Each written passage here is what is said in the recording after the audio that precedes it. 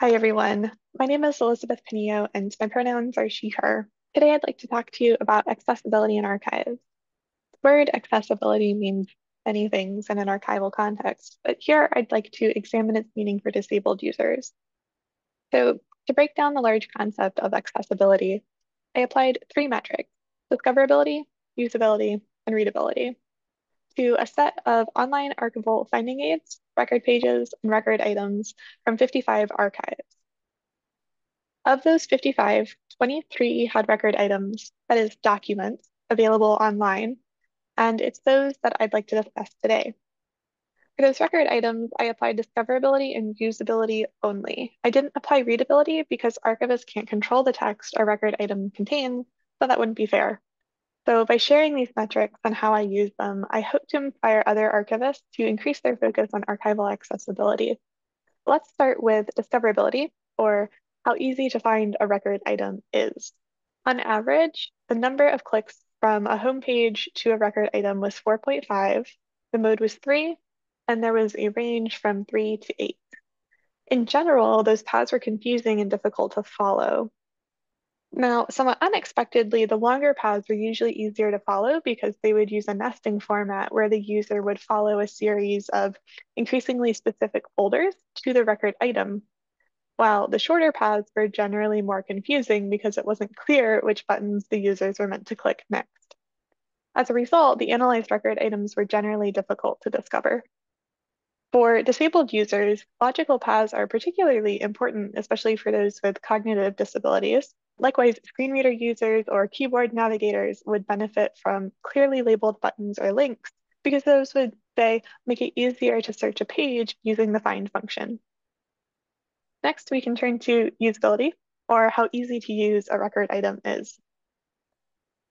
You'll see here a list of the most common usability issues encountered as measured by a combination of WebAIM's Web Content Accessibility Checker, or WAVE, Adobe's accessibility reports, and my own human inspection of the items. Of the 23 analyzed record items, 6 had 2 major usability issues, so the total for the table is 29 instead of 23.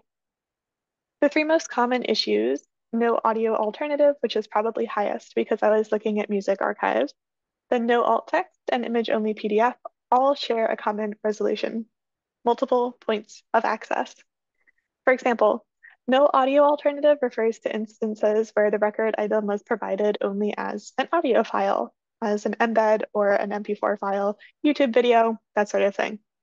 But for users who can't listen to an audio file, those items were effectively unusable. Now, if transcriptions of those audio items, scores, waveforms, descriptions, or other audio alternatives were provided, those record items would have been usable for those users. Likewise, providing alt text for images and ensuring that assistive technologies could interact with the PDF files would ensure that those record items were usable.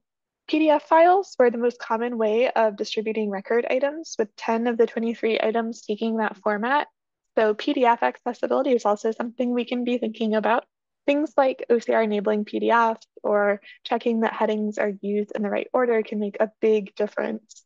Sometimes PDFs might be used to present an image, in which case alt text might also be needed. So as we wrap up, I want to leave you with an empowering message. Improving archive accessibility is not just necessary, it's achievable. From my experience, it's also something that archivists are ready and eager to implement if only they had a little direction. The framework I presented here today is not perfect, nor is it exhaustive, and it's not meant to be. Instead, think of it as a starting point, as a foundation to be built upon. Here are the key takeaways.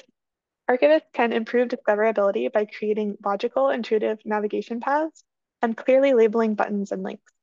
And they can improve usability by offering multiple format options for record items, providing effective alt text, and paying attention to PDF accessibility. Remember, this is a journey and we take it step by step. Thank you for your attention. To view this presentation and other materials online, you can pause here and scan the QR code that is currently on the screen. And on that note, I will thank you all for your time and attention. I look forward to answering any questions you might have in the Zoom room.